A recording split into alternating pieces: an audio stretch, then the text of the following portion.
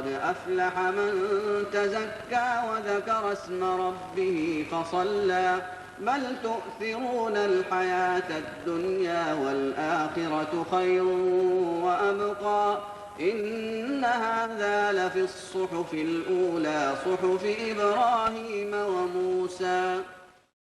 بسم الله الرحمن الرحيم. الحمد لله والصلاة والسلام على سيدنا مولانا رسول الله وعلى آله وصحبه أجمعين. اللهم افتح علينا حكمتك وانشر علينا رحمتك وعلمنا من لدنك علما ينفعنا في الدين والدنيا يا كريم.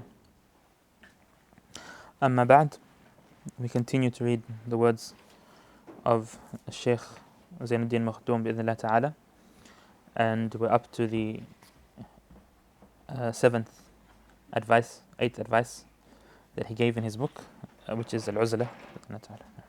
بسم الله الرحمن الرحيم. الحمد لله رب العالمين والصلاة والسلام على سيدنا رسول الله وعلى آله وصحبه أجمعين. أما بعد، اللهم اغفر لشيخنا ولمشايخه وللحاضرين وللمسلمين أجمعين آمين.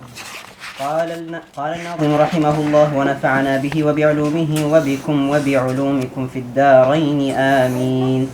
لا تصحبا من كان أهل بطالة وتساهل في الدين ذاك هو البلاء، والعزلة الأولى إذا فسد الزمن أو خاف من فتن بدين مبتلى، وكذا إذا خاف الوقوع بشبهة أو في حرام أو لذاك مماثلا، والاختلاط بناسنا في جمعهم وجماعة أو نحو ذلك فضلا، هذا لمن بالعرف يقدر يأمر عن المناكر قد نهى متحملا، صبرا على كل الأذى لا يغلب في ظنه عصيانه بمحافلا، لكن يقول البعض من متأخر الفضلاء عزلة ذي الزمان مفضلا، إذ نادر حقا خلو محافل عن حوبة فانظر لنفسك عاقلا، كل المعاصي كالربا وكغيبة أو نحو ذاك باختلاطك حصلا.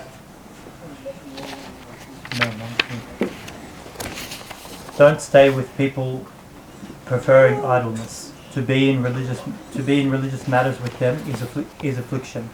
Seclusion is better if time has worsened, or if you fear someone afflicting torments on faith, or if you fear failing in mixed matters, or the prohibited or the like. But to mix with people in their gatherings, group prayer and the like is preferred. But to mix is reserved for the one who by habit can command goodness and keep away from the vile, tolerating harms, and being sure of not being overcome by disobedience in gatherings.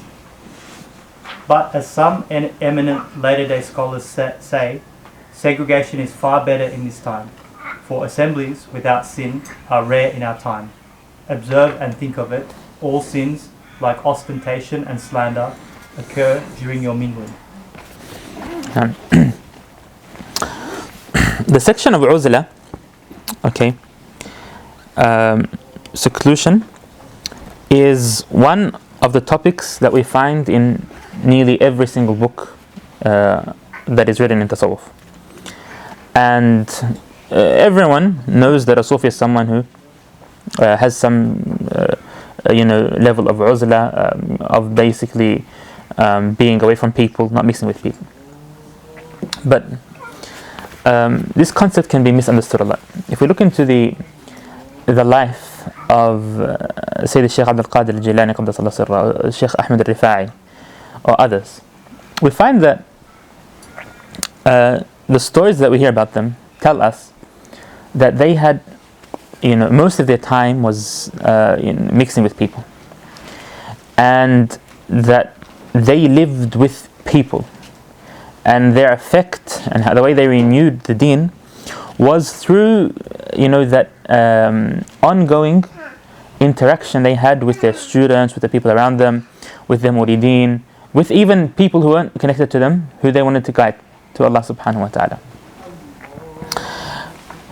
Subhanallah, nearly all of the awliya, you find that that's the case. They spent, and even the prophets of Allah, the anbiya, yes? Sayyidina Rasulullah sallallahu alaihi wasallam, once he received wahi, what was the first thing he did? He stood up in Mecca, stood up in front of everyone, he started calling them. Worship Allah Ta'ala, fear Allah Ta'ala, leave false actions behind you. In the middle of Mecca. So where does Uzlah come from? Okay, and when is it supposed to be prioritized, and when isn't it? He says, لا تصحبن من كان أهل بطالة وتساهل في الدين ذاك هو البلاء. Don't stay with people preferring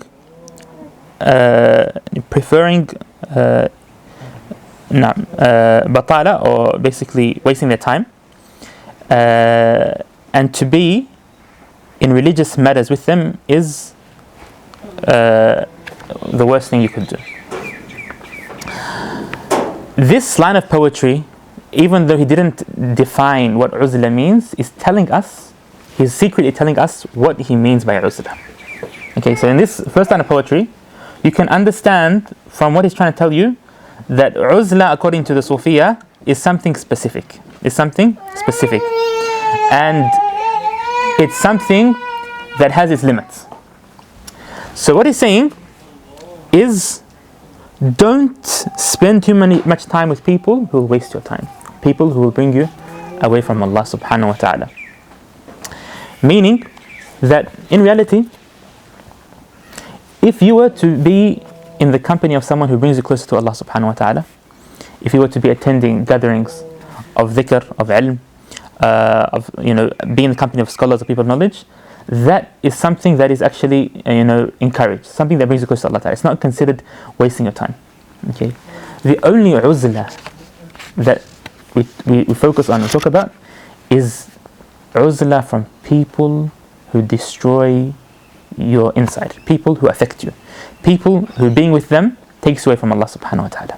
That's why he says, لا تصحبن من كان أهل بطالة. If you want to summarize uzlah, don't be with people who waste their time, people who are useless, people who don't care about their time nor yours. No.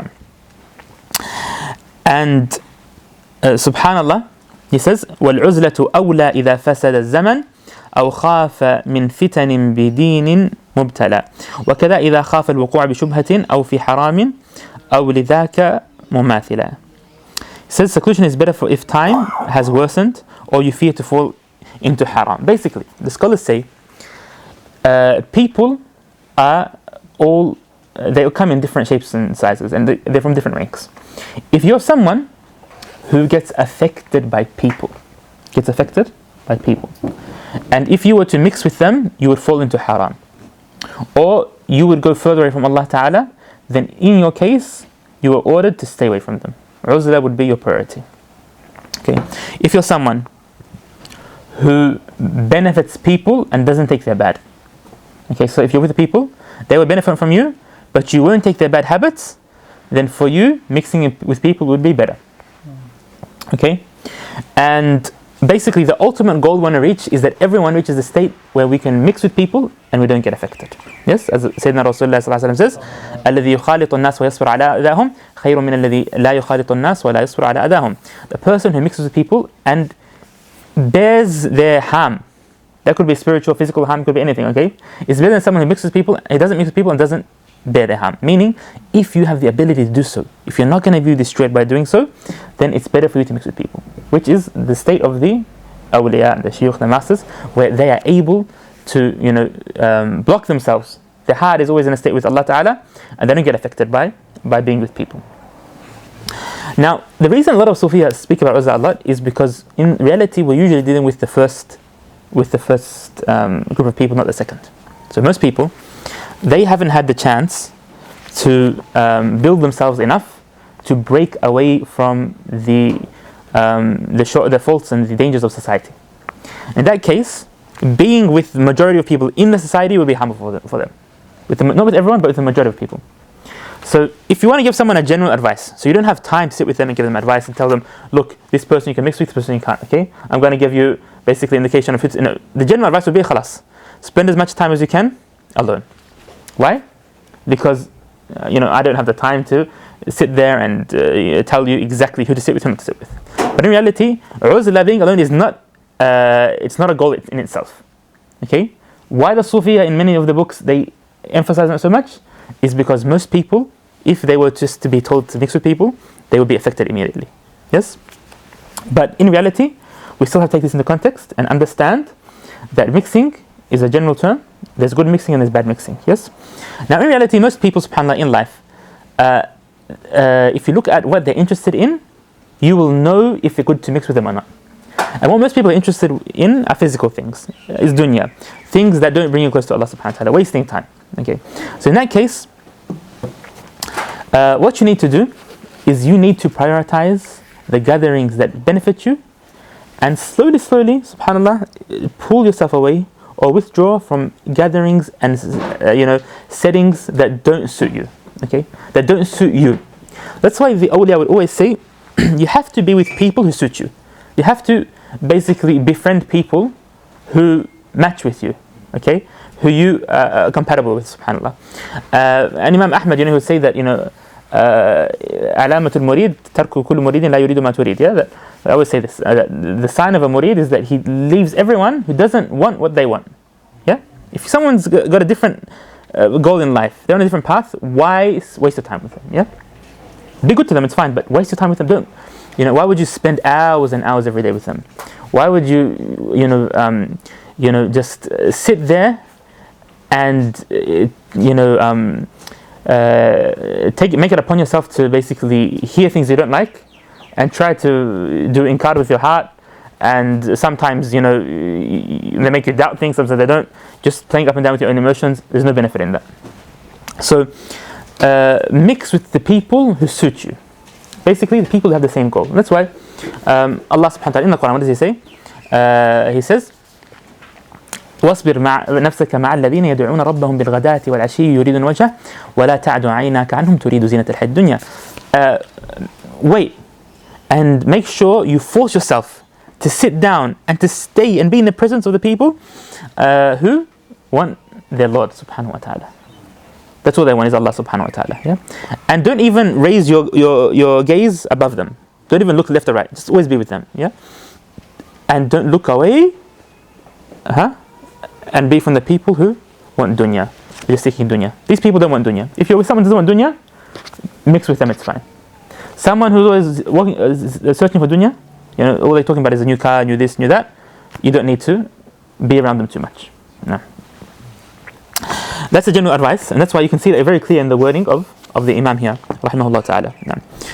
He then says, وَكَذَا إِذَا خَافَ الْوُقُوعَ بِشُبْهَةٍ أَوْ فِي حَرَامٍ أَوْ لِذَاكَ مُمَاثِلًا. He says also, if you're worried that if you mix with certain people, they'll start to make you have doubts in your religion.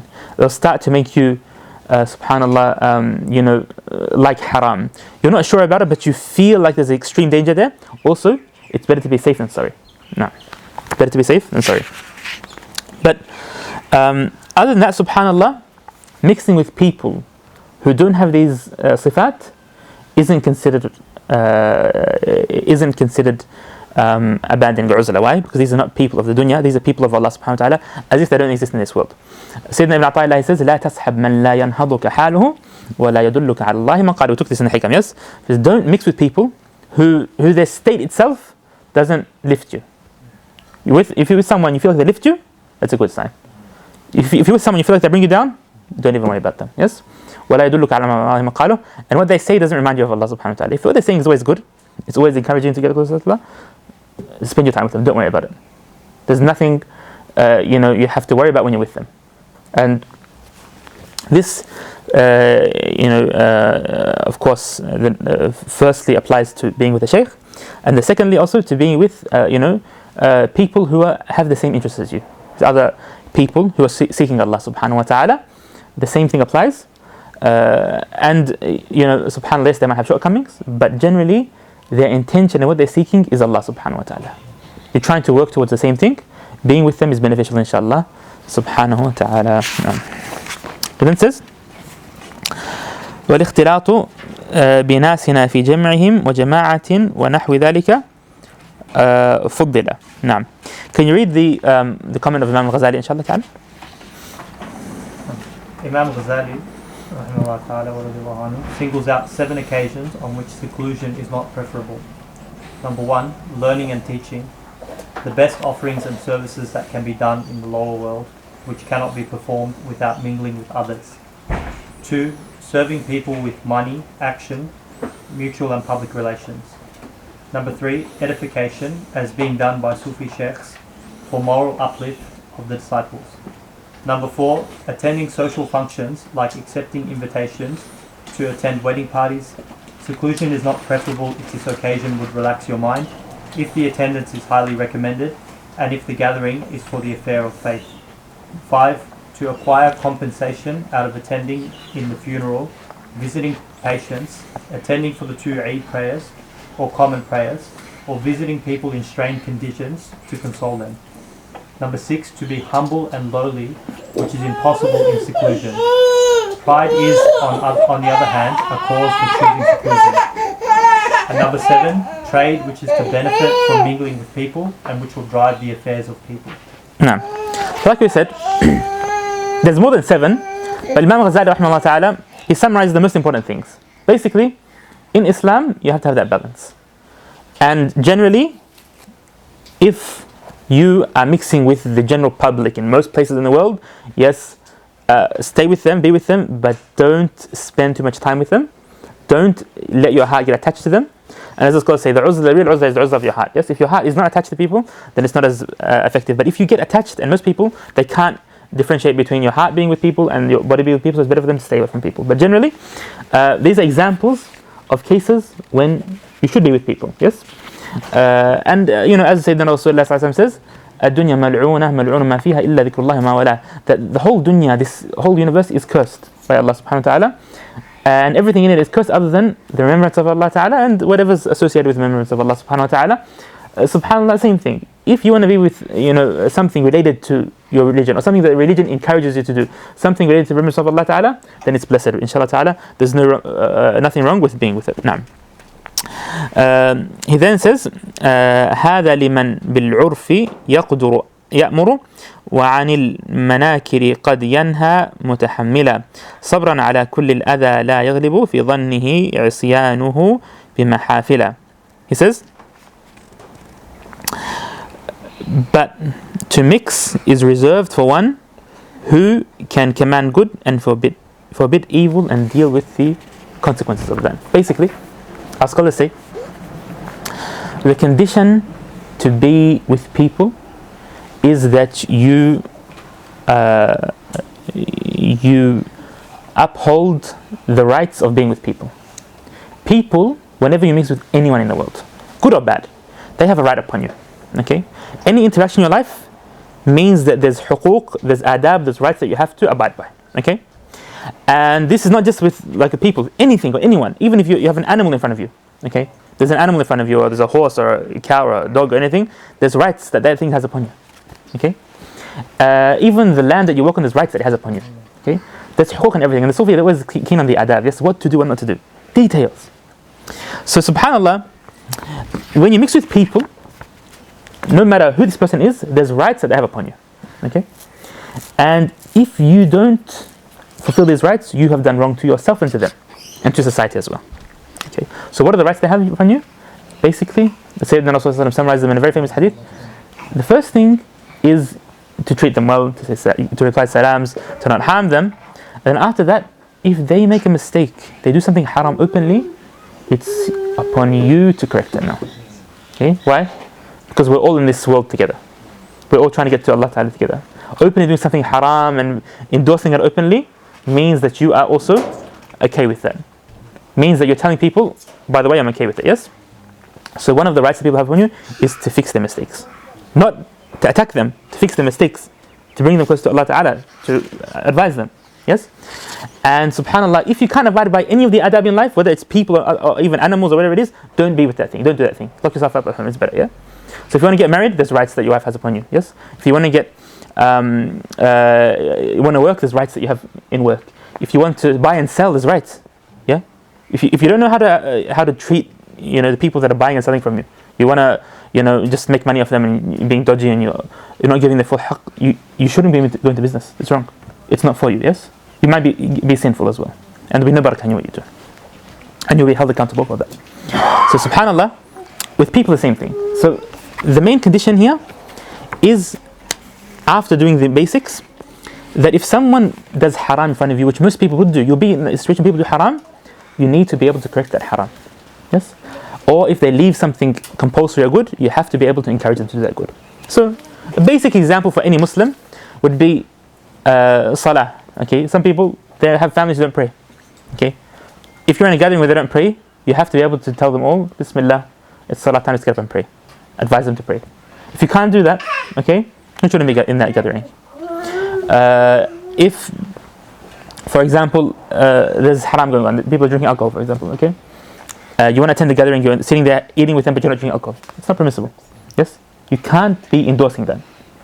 And these basic boundaries, the basics of Islam, we have to keep them, hold them at a very high level. As Sayyidina Rasulullah says, "Ala inna himallahi maharimu." Yes, the red lines for Allah Ta'ala are the haram things. The red lines, like Allah Ta'ala, He would punish you if you were to break these red lines, if you were to just play with them, don't take them seriously. These are the boundaries of Allah Subhanahu wa Ta'ala that He doesn't want anyone to cross. So you have to hold them high. That's why I always say to people, don't be happy with haram to happen in front of you. Okay? Don't be happy with compulsory things not happening in front of you. You have to advise. You can't just be okay with it. Yes? And it's not about thinking bad about the other person, but it's about doing your right and fulfilling your right and being a sincere slave to Allah Subhanahu wa Ta'ala. He then says, لكن يقول البعض من متأخر الفضلاء عزلة ذي الزمان مفضلة إذ نادر حقا خلو محافل عن حوبة فانظر نفسك عاقلا.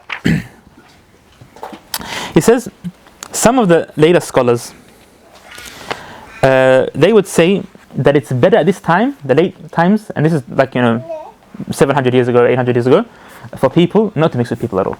Okay, and it's a priority to not mix with people. That's a general rule. And subhanallah, that's a long time ago, before things were as bad as they are now. And even though they said that, we still say today that you have to take this into context. Yes, even today. Why? Because in reality, we're living in this world with a mission and with a job. Yes, as people who are trying to follow Tassawuf, you don't follow what you feel like. You have a mission to do in your life, and you are, the Sufi is a son of his time, is a daughter of his time. You live in the time you are in, and you have to be beneficial to the people that you are with. So basically, it's even more difficult, and the responsibility is even greater upon us now to work on ourselves, to fix ourselves quickly, do our best, to be sincere, to really work on ourselves, so that inshallah ta'ala we can take as much people as we can out of all of the distractions that are out there and bring them close to Allah Subhanahu wa Ta'ala. It actually makes it, subhanAllah, more important for us to work on the priorities and to get our uzlah right and to get our ikhtilat right. Of course, everything we just said now is regarding the general uzlah. So, general situation where you're living in your day-to-day life with people or without people. There's another type of uzlah which is specific times. Okay? Specific times. And that is ongoing all the time. So basically, every Muslim should have some time in their life where they're alone in ibadah. Okay? And it could be every day. There's sometimes a yearly thing like i'tikaf or something. There could be even a few times a year someone does it. Some of the Sufiya even have 40 days, have 3 days, have different times where a person basically locks themselves in an area and just worships Allah Subhanahu wa Ta'ala, does some type of dhikr. These types of uzlah are specific types that are done for specific times for a specific outcome. Okay, to work on the nafs and to basically really go a few steps ahead of what you're not able to achieve without doing that. Now, even the awliya, the great awliya, okay, the people who have passed the basic level of uzlah and no longer need to separate themselves from the community, they still have to have this. They still have times where they're alone with Allah Subhanahu wa Ta'ala. They have to have that. If they don't have that, they wouldn't be able to mix with people. They charge. And look at Sayyidina Rasulullah sallallahu alaihi wasallam. Allah Ta'ala, what does He say? Ya ayyuhal muzammil. Yes, this is one of the earliest surahs that came to the Prophet sallallahu alaihi wasallam. Ya ayyuhal muzammil. Or the one who is tied up in his cloth. Qum al-layla illa qalila. The first advice is what? Stand at night time. Pray to Allah Ta'ala. Majority of the night. Just sleep a little bit. Majority of the night, you just sleep a little bit. And the Sahaba used to sleep only a little bit at night. As in the last ayat of the surah, what does he say? علم الله أنك تكون أدنى من ثلثي الليل ونصفه وثلثه وطائفة من الذين معك. Yes. Some of them would pray less than 2/3 of the night. So, subhanallah, they would pray the majority of the night to Allah subhanahu wa ta'ala. The first order Allah ta'ala gave the Prophet is what? قُمِ اللَّيْلَ إِلَّا قَلِيلًا. Make sure you pray the whole night and just leave a little bit for sleeping. Okay? نصفه أو ينقص منه قليلا. Half of the night at least, or maybe a little bit less than half of the night. أو زيد عليه, or more than half if you can. وَرَتِّلِ الْقُرْآنَ تَرْتِيلًا. And also recite Quran. When you're in Uzlah, there's dhikr to do as well. Yeah? The book of Allah ta'ala is one of the main things that you do. إِنَّا سَنُلْقِي عَلَيْكَ قَوْلًا ثَقِيلًا. Why? There's a big responsibility coming. We're going to give you revelation that is very heavy. نعم. إِنَّا سَنُلْقِي قَوْلًا ثَقِيلًا إِنَّ نَاشِئَةَ اللَّيْلِ هِيَ أَشَدُّ وَطْئًا وَأَقْوَمُ قِيلًا. Yes, the end of the praying to Allah at night time is the most effective, the thing that will boost you the most, and will make you basically have the will straighten your words and your actions later on in the day. نعم.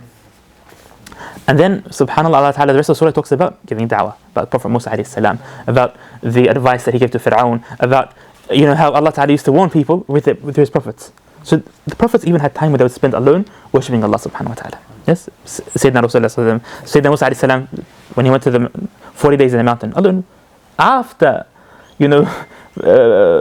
escaping Fir'aun, after all these, after the wahi that he received in the Jabal al-Tur, he spoke to Allah Ta'ala immediately. After all these things, he had all these miracles happen to him, and still he had to separate from people, break up from people for 30 days, just fast for 30 days, subhanallah. Yes, and the narrations say that after 30 days he used the miswak to remove the smell in his mouth, and Allah Ta'ala told him, no, another day, I don't even want you to use the miswak. That's a very high level. The prophets of Allah Ta'ala is something that we're not even talking about. Yes, even a miswak you don't use. Just be pure, forget about everything, don't even worry about the smell of your breath. No. So subhanallah, the prophets of Allah had this. Yes, subhanallah, even Sayyidina Ibrahim alayhi salam, in his stories, how he would go away for a while. Yes, so he traveled from place to place. He would walk. He traveled from Palestine to Mecca, up and down. Subhanallah, they had states and situations where they were alone, where Allah Ta'ala told them, Sayyidina Rasulullah, when did he get the wahi? When did he get the revelation? In the ghar, yes, in the mountain. Every month he would go, every year he would go for 1 month, spend it worshipping Allah subhanahu wa ta'ala. SubhanAllah. So Uzlah is something you need to basically go back to your original state, to reconnect with yourself. SubhanAllah, and Uzlah can be done, by the way, in congregation and alone as well. So it could be a group of people going away to worship Allah subhanahu wa ta'ala, yes? But they're focused on their goals. Like what we did when we went 2 months ago. That was a level of Uzlah, yes? It wasn't full Uzlah, but it was a level of Uzlah. And you also had, like we had to deal with each other and we had to, bear each other, subhanAllah. That's all a part of basically, subhanAllah, breaking away from the normal life and reconnecting with nature and with yourself. So all of this helps the ruh be a lot stronger, of course. Now even the people who've reached Allah Ta'ala, they still have this. But the general Uzlah, which is after that, in your day-to-day life, when you wake up in the morning, should you be mixing with people day and night and going in the middle of the market and left them forward? Like we said, it depends on your situation, it depends on the case, depends who you're mixing with. The details we said now apply to that. But everyone should have a level of Uzlah no matter what. There's no exception to that. Now, he then says, كل المعاصي كالربا وكغيبة أو نحو ذلك باختلاقك حصلة. He says, every sin that is out there, like backbiting for them, as an example, he says, it's the most simple example, okay, or even riba, dealing with interest, okay, they all come through mixing with people. So if you think about it, why do people go crazy and invest in haram money? The main reason, I've seen it to myself, people go crazy about buying a house, purchasing a house, putting down a payment. Why? Because what they hear. People always talk, encourage them. How can you not do this? So and so got a house, so and so did this. SubhanAllah. People are just always affected by what you hear and say. No matter what you think, how strong you think you are, if you're with people, you'll be affected by them. Yeah, that's why we always say to people, make sure we gather together. Why? Because if you're alone, you're not going to be alone. You're going to be having information coming to your ears from other places. You'll be affected. So once you know what's right, stick to it, and also continue. Let the good information come into your head. Hear it. Remind yourself all the time. So he's saying even riba itself, which is haram interest, which is something that doesn't really rely on other people. You can do it yourself. It only happens through mixing with people. SubhanAllah, yes? People encourage each other and they fall into it. Okay? And ghiba, backbiting people, that's the most simple example. Everyone knows that there's no backbiting if you're alone. Yeah? Backbiting is always when you see people, they start to talk about people. They start to give you bad ideas. They start to mention other people's shortcomings. SubhanAllah, until we fall into major sins. So SubhanAllah, mixing with people has its dangers. That's why we have to be careful and choose who we mix with. Now, and like I said, if you're not able to achieve exactly what the Imam says here, at least do your best. Start to take elements of this and practice it in your life. So, subhanAllah, some people, they want to have both worlds, good and bad. They want to have a full life, with people who are, not interested in other than the shaitan. Okay, and really enjoy their old life, and still have a really good relationship and connection with people who are connected with Allah Ta'ala. And they try their best to juggle this for a long time. I mean, they're like, you mix with people, they don't even pray. It's okay. We'll go out and they might be drinking or smoking. It's okay, but I won't do it. But I just enjoy the company. And then next day they're in a majlis. Okay. Don't try to be smart and balance everything as if you have everything in control. Yeah. Your nafs is not strong enough to do that. Yes. So even if you can't do it 100%, you have to take steps to try to basically place yourself in a good environment. Yes. If you don't, you're the one who's harming yourself. Allah Ta'ala a'lam. Wa sallallahu ala sayyidina Muhammad wa ala alihi wa sahbihi ajma'in. Jazakumullah ta'ala khairan.